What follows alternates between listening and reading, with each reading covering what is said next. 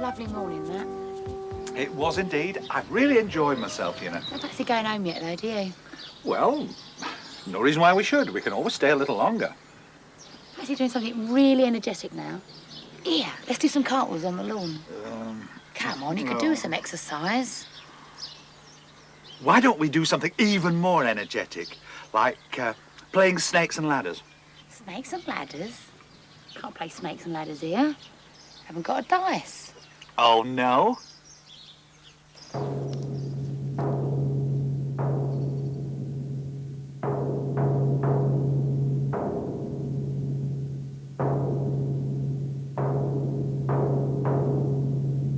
You have been busy, haven't you, David?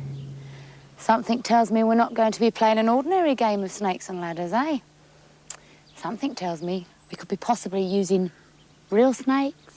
Oh, no, they're all horrible and slimy. They're not horrible and slimy, Dawn. They are. They're wet and they're cold. They're not wet and they're not cold. Well, they've got no legs and they're as quick as lightning. They're nothing like as quick as people think. They hiss and they sting and they're dangerous. Well, they do hiss, but they don't sting. OK, some of them are deadly, but they don't go looking for trouble. Anyway, come on, let's see what you've thrown.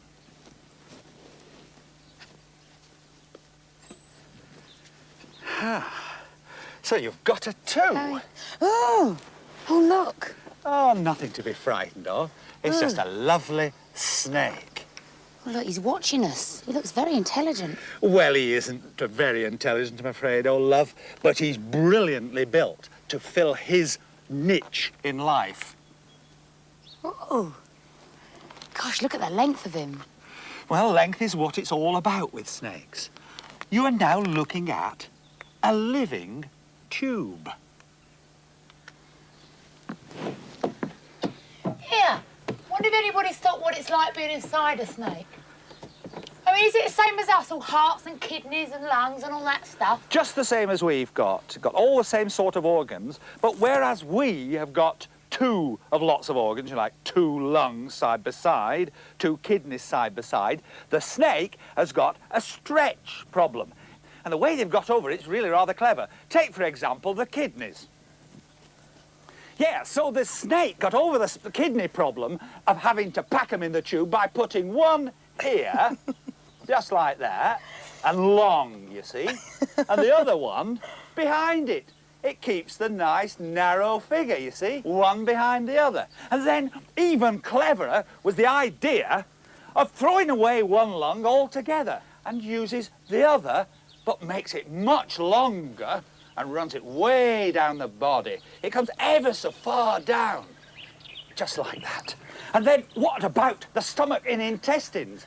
It's all very well for people like you and me and cats and dogs with lots of space in here to have all these whirligigs and curlicues and bowels and stomachs and intestines, but when you're long and slim, like a snake, you do something even cleverer.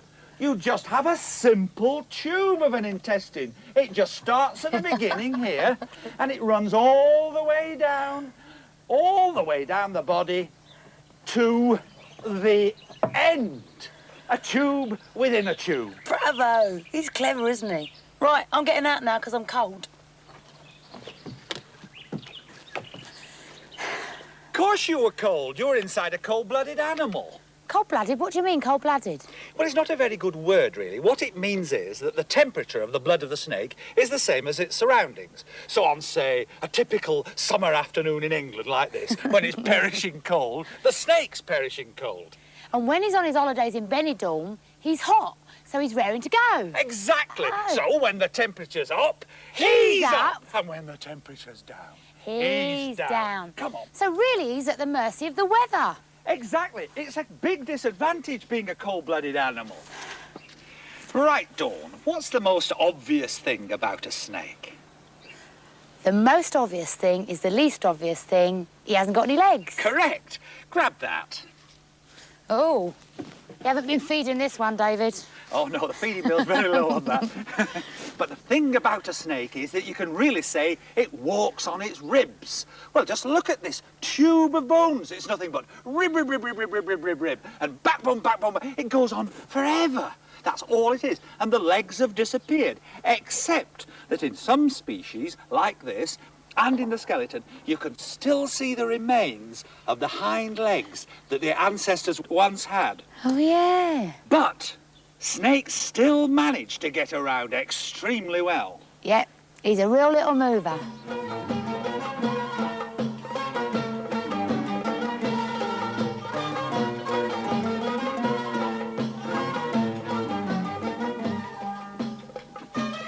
Now, I've been thinking, David, if a snake hasn't got any legs, how comes it moves so beautifully? It's all pure muscle power. Elegant, regular waves of muscle contraction begin at the head and then run right the way down the body to the tail. And these muscle contractions act on the scales on the tummy of the snake, which are all pointing backwards, and so they can bite into the ground. But of course, if you've got a little snake like this grass snake here on a perfectly smooth surface, this is glass, of course, and it's made worse with this shower of English rain, then yes, it can move. You see the squirming, that's the muscle contractions running down the body, but the scales on the tum can't get a foothold. If it's on the ground, right, how fast can it go? Well, people think that snakes travel as fast as lightning, but I think that's an illusion due to the fact of these muscle contractions running down the body. In actual fact, they only go at about 4 miles an hour, perhaps up to 7 or 10 miles an hour. All right, a black mamba, say, that's escaping from a hazard like a forest fire and going a bit downhill might get up to 15 miles an hour. But they're not fast creatures. Animals like you or a horse or an antelope could easily outrun a snake. So, he's not going anywhere fast, is he? No, but we are. Right. Right, do you feel any better about handling snakes? A little. Right, come along with me. I wonder what this is going to be. So, just take that. And I'll put the odd coil round you. There we are. Ooh, OK. I'll take some of the weight. He's heavy, isn't he? Weighs about 40 kilograms. OK, talk. I'm going to talk to you about death. Because do you know that snakes kill more people in a year than sharks do in a whole century? And snakes kill more people in a month than big cats like tigers and lions do in a whole century. And snakes kill more people in a day than rogue elephants ever have since the beginning of time. He's not going to kill me, though, is he? No, you know why not? Because he's a python. He's one of the group of what we call constrictor snakes. They are not poisonous.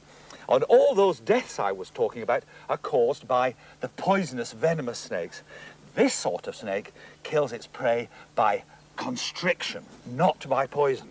Oh. What is constriction? Well, constriction really means squeezing down upon the prey. And of course, lots of people think that this sort of snake kills animals and people by strangling them to death. Well, it just ain't true. An animal like this, anyway, would never tackle a human being. Even a big one like this would only have, as its normal prey, something as big as, let's say, a large rabbit. But the constriction that everyone thinks is a kind of strangling just isn't that. What really happens is that when the snake has thrown a loop or two round the prey, of course, feels, ooh, it can still breathe, but there isn't a lot of room in there. So to give itself some more room for breathing, it sucks in its chest a bit like that. And the snake, very quickly, very cleverly, just takes up the slack, so that when the prey breathes out again, there isn't really much room for the ribs to go. So it sucks in its chest some more, and again the snake constricts a bit more. So slowly and slowly, the prey suffocates itself. Ooh. Make sure I keep breathing out. Your throw. Good move. That's where I am now in the game. Why aren't we on the board? Because we've now got to make a very careful move. Now here we've got one of the most deadly snakes in the world. This is an Indian cobra. It literally kills thousands of people every year in India. And I'm going to try to get, quite painlessly and harmlessly to the animal, some of its poison from its fangs by, as they say, milking it. Why? Well, I'm not just doing it to tease it, but the poison of snakes is very, very interesting to doctors because in the poison there are lots of chemicals which are useful as treatment for all sorts of diseases in humans, things like heart disease and nervous diseases. So it's important to get the poison so that doctors can work on it and produce medicines. Now, I've got a special grab stick here for catching hold. So... Oh, doesn't that hurt? No, it's padded with rubber, you see. Doesn't hurt him at all. He's hissing now as the air goes out of his lungs. Doesn't hurt him at all. Got him. Now, bring that flask. It's a glass flask on the window ledge. Bring it over here. Bring it here. Now, on the top of the flask is a rubber membrane. And that membrane is really like skin. And I'm going to open the mouth of the cobra now so that the two fangs point out. And I'm going to bring the cobra's fangs close to that membrane, and it's going to strike into it, thinking that that is the skin of an animal. And then you are going to see all the poison collect in the glass vial. Got it? Yeah. Now, just hold that firm on there. That's it. Now I'm going to bring the cobra very carefully close before I open the mouth. All right, hold tight. Yeah. Ah, you see, it's bitten now. It's bitten. That's powerful. Yeah. And the stuff's beginning to trickle down the inside. Yeah, there it goes. A little bit more. My heart's It doesn't hurt him at all, this. It's a sort of nervous reflex as he squeezes it out, thinking he's putting it into the animal, you see. I would think in the end I'll only get, about a tenth of a teaspoonful here. But there will still be enough here to kill 50 people. And if that got into you, you'd be dead what in about 2 or 3 hours. Phew. Your move, David. No more dicing with death, eh? You bet. Right, here we go. 806! For the big senses of the snake! Pay attention, Taylor Minor. And listen. 1 sight! Have you noticed in your long career as an international zoo vet extraordinaire that snakes don't have any eyelids? Yes, ma'am, I've noticed that. They don't have any eyelids, but their eyes are very well protected because they've got a piece of transparent skin right across them. And do they see well? Depends what you mean, ma'am. They don't see detail very well, but they're very good at spotting any slightest movement in their field of vision. 2 sound! Even you, David Taylor, ID, IOT, must have noticed that snakes appear to have no ears. Yes, miss, they don't appear to have any ears, at least not on the outside. But inside the head, there are the bones and the structures of ears. They can't hear, but they can receive vibrations from the ground around them. And those vibrations go in via the tip of the jaw and the bones, and then track through to the bones of the ear inside the head. Is it true to say, then, that a snake hears through its chin and its chest? Yes, Miss Lodge. Incredible. 3 smell! Master Taylor, a scientific experiment. Can you smell or even taste this cheese from here? No, ma'am. Why not? Because my tongue isn't long enough and the cheese is too far away from me. What if you were a snake? Oh, I could do it if I were a snake, because then I'd have a forked tongue. You see, the forked tongue flicks in and out of the mouth, tasting the air in front of the snake. And the cheese lets off little bits of cheese that float in the air. And the forked tongue picks them up, brings them back into the mouth and tastes them. So you could say that a snake sort of half tastes and half smells. Quite. A snake smells with its tongue. Yes, ma'am. 4 balance! Why is it when a snake is going up a tree, or even down a tree, that it sticks on and does not drop off? Because snakes have got a marvellous sense of balance, miss. Not like some wobblers I know. Watch it, boy. 5 touch! Lad, Is it true or is it not true at all that a snake is as thick-skinned as you? Oh, snakes are not thick-skinned at all, ma'am. They're very sensitive animals. They've got points all over the skin that respond to the very slightest pressure. They are very, very sensitive creatures. Correct. 6! And finally, for 6 out of 6, tell me, how would you find your supper in the dark?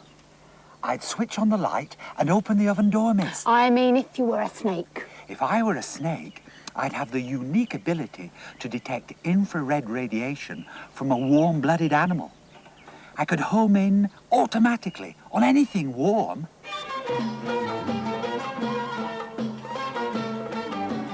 The snake has a built-in device which it uses to seek out warm-blooded victims. Just like this infrared thermometer, used for taking the temperature of things like jet engines and furnaces at a distance, so the snake can home in on a source of heat. Usually it's prey, and as much as the victim tries to evade, the snake nearly always wins and grabs a tasty meal.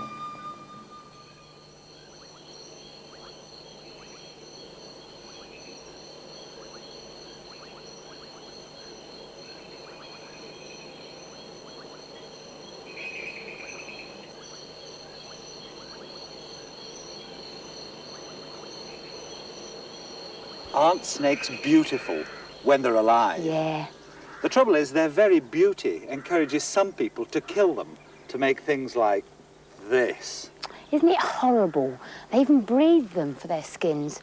We hear lots of people getting worked up about the giant panda and the snow leopard and the seal, and I agree with all that, but you don't hear anyone campaigning for the snake, and they're just as beautiful as all those things.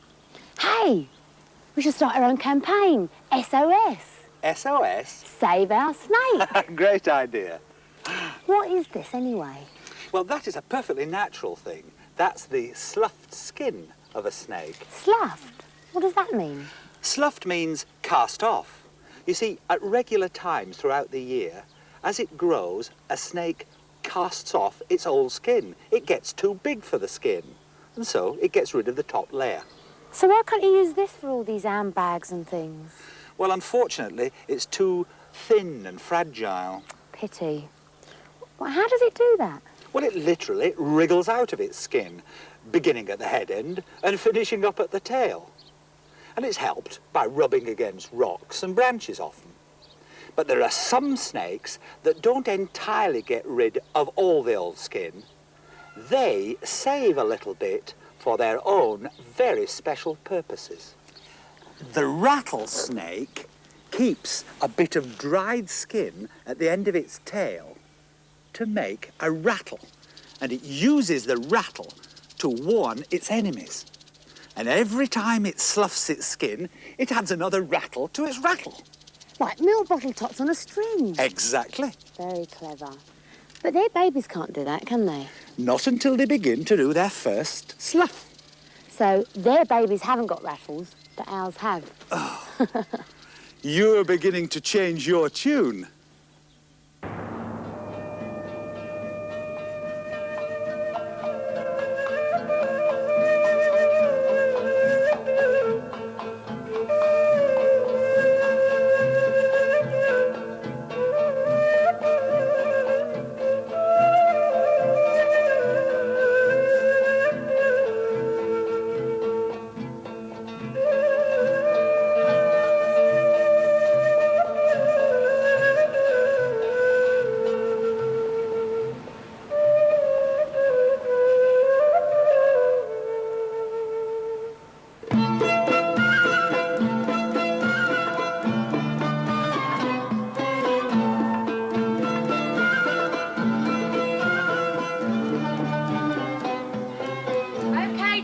You've won. Right, girls. 3 cheers for the snake. Hiss, hiss!